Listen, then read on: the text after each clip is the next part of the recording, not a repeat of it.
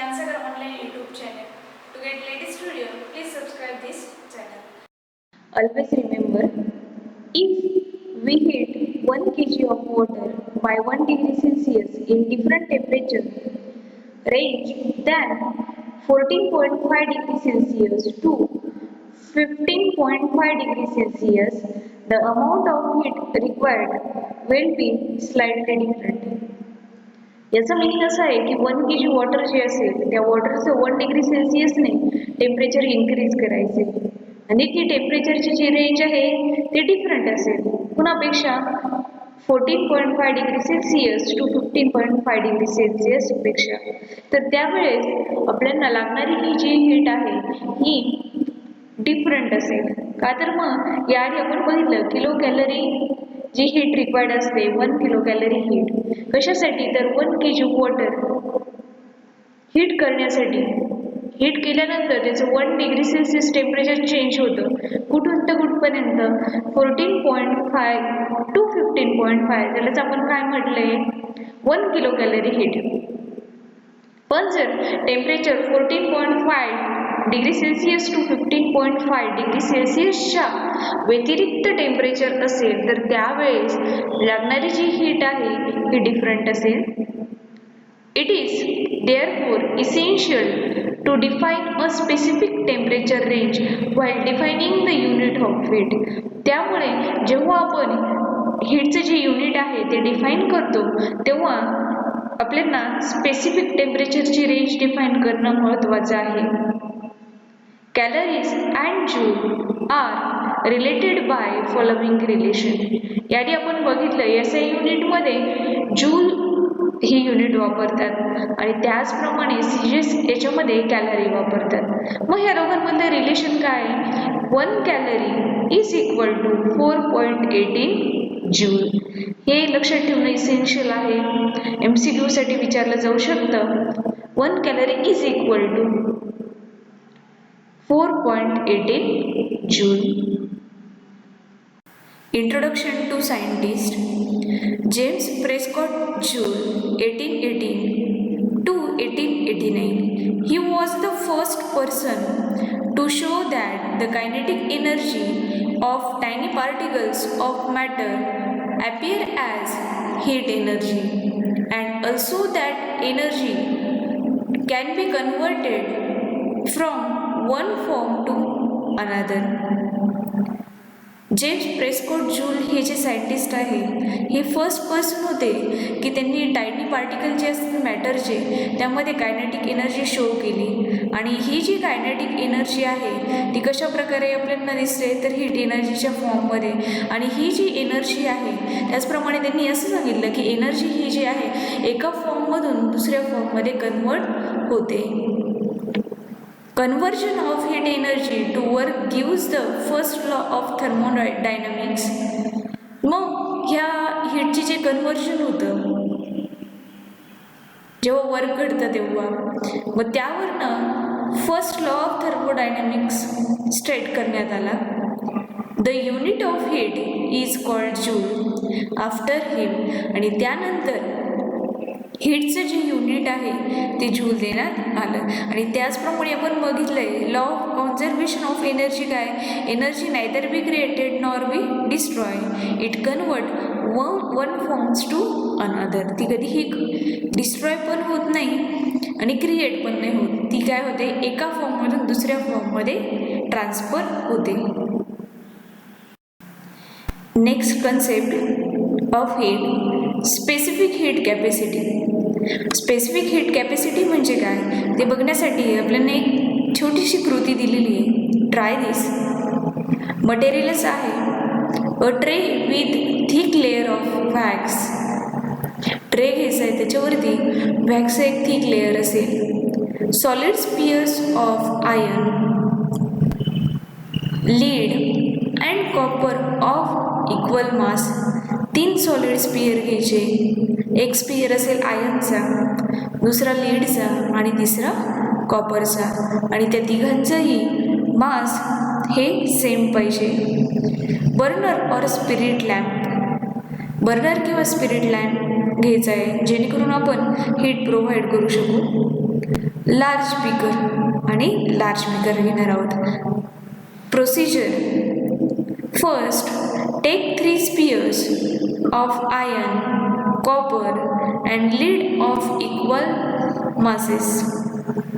आता इथे आपल्याला आपण जे 3 स्पियर घेतलेले आहे ज्यांचं वेट काय इक्वल आहे, मास इक्वल आहे, आयर्न, कॉपर आणि लीड हे तिन्ही स्पियर घ्यायचे.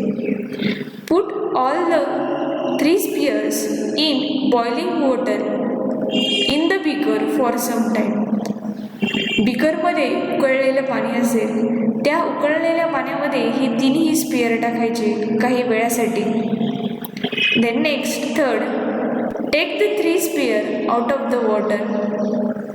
तिन्ही स्पियर त्या पाण्यामधून बाहेर काढायचे, बीकरच्या बाहेर काढायचे. All the spheres will at temperature 100 degree Celsius. Put them immediately on the thick slab of wax. मग हे जे तिन्ही स्पियर आहे या तिन्ही स्पियरचं टेम्परेचर किती असणार आहे 100 डिग्री सेल्सिअस. जसं आपण ते बाहेर काढू इमिडिएटली आपल्याला ते जे स्पियर्स आहे ते आपल्याला त्या थिक स्लॅबमध्ये ज्याच्यामध्ये आपण वॅक्सचा लेअर दिलेला आहे त्याच्यामध्ये टाकायचे. आणि fourth, note the depth that each of the sphere goes into the wax. आणि त्याचप्रमाणे आपल्याला कोणता स्पियर किती डेप्थपर्यंत गेला आहे वॅक्सच्या हे आपल्याला नोट करायचं आहे. The spears which absorb more heat from water will give more heat to wax. यादी कृतीमध्ये सांगितल्याप्रमाणे आपण हे जे 3 स्पियर आहे कॉपर, आयर्न आणि लीड या तिन्ही स्पियरला बीकरमध्ये पुट केलं. बीकरमध्ये बॉइलिंग वॉटर आहे त्यामुळे ह्या स्पियर्सचं टेम्परेचर 100 डिग्री सेल्सिअस झालं. 100 डिग्री सेल्सिअस झाल्यानंतर हे जे तिन्ही स्पियर आहे हे अशा प्रकारे ट्रेमध्ये असलेल्या वॅक्समध्ये पुट केले. मग पुट केल्यानंतर त्यामध्ये असलेली जी हीट आहे ती कोण घेईल तर ते वॅक्स ती हीट ॲब्सॉर्ब करेल. More wax will thus melt and the sphere will go deeper in the wax. Wax ती हीट एनर्जी ॲब्सॉर्ब करते त्यामुळे ते वॅक्स मेल्ट होणार आहे आणि त्यामुळे ते जे स्पियर्स आहे त्या वॅक्सच्या डीपर पार्टमध्ये जाईल. जेवढं वॅक्स हीट कॅप्चर करेल तेवढ्या प्रमाणात ते जास्त प्रमाणामध्ये ते वॅक्स मेल्ट होईल आणि त्याची डेप्थ वाढेल. It can be observe that the iron sphere goes deepest into the wax. जर आपण ह्या आकृतीमध्ये जर बघितलं सर्वात डिपेस्ट पार्टमध्ये गेलेला कोणता स्पियर आहे iron. Lead sphere goes the least. सर्वात कमी हीट असलेला कोणता आहे किंवा डिपेस्ट केलेला कोणता आहे तो आहे लीड. लीड हा कमी वॅक्स मेल्ट करतो. And copper sphere goes to intermediate depth. आणि ह्या दोघांच्या आतमध्ये डेप्थपर्यंत जाणारा कोणता आहे कॉपर. सर्वात जास्त डेप्थमध्ये असलेला आयर्न, कमी असलेला लीड आणि दोघांमध्ये बॅलन्स करणारा आहे copper. This shows that for equal rise in temperature the 3 spheres have observe different amount of heat. आता हे जे तिन्ही स्पियर आहेत ह्या तिन्ही स्पियरचं टेम्परेचर आपण काय केलं होतं एका पर्टिक्युलर 100 डिग्री सेल्सिअसपर्यंत तिन्ही स्पियर्सला टेम्परेचर प्रोव्हाइड केलं होतं. तरी पण त्या स्पियर्सची हीट ॲब्सॉर्ब करण्याची जी कॅपॅसिटी आहे ती काय असणार आहे डिफरंट.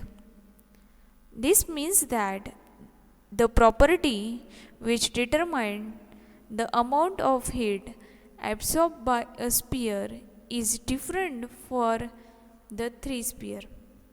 यावरनं आपलं असं लक्षात येतं की प्रत्येक जो स्पियर आहे त्या स्पियरची आता तिन्ही स्पियर आहेत त्या प्रत्येक स्पियरची हीट ॲब्सॉर्ब करण्याची जी कॅपॅसिटी आहे ती काय आहे different.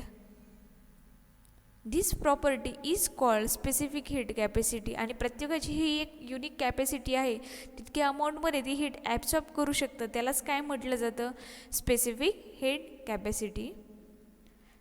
The amount of energy heat energy required to rise the temperature of unit mass of an object by 1 degree Celsius is called the specific heat of that object. मग specific heat कशाला म्हणतात? आपण बघितलं की एखाद्या ऑब्जेक्टला unit मास असेल एखाद्या ऑब्जेक्टचं, त्या युनिट मास असलेल्या ऑब्जेक्टचं 1 डिग्री सेल्सिअसने टेम्परेचर इन्क्रीज करायचे. मग आता 1 डिग्री सेल्सिअस टेम्परेचर इन्क्रीज करण्यासाठी किती अमाऊंटमध्ये हीटची रिक्वायरमेंट आहे, त्यालाच काय म्हटलं जातं, specific heat of that object. The specific heat capacity is denoted by letter small C. Specific heat capacity ही स्मॉल सी या लेटरने इंडिकेट केली जाते. The SI unit of specific heat is joule per degree celsius kg. SI unit आहे joule per degree celsius kg and CGS unit is calorie per gram degree celsius. Specific heat capacity of some substance. यादी आपण बघितलं की प्रत्येक जो substance आहे त्या प्रत्येकाची स्पेसिफिक हीट कॅपॅसिटी ही डिफरंट असते. त्यामुळे ह्या टेबलमध्ये काही एलिमेंटची स्पेसिफिक हीट कॅपॅसिटी दिलेली आहे.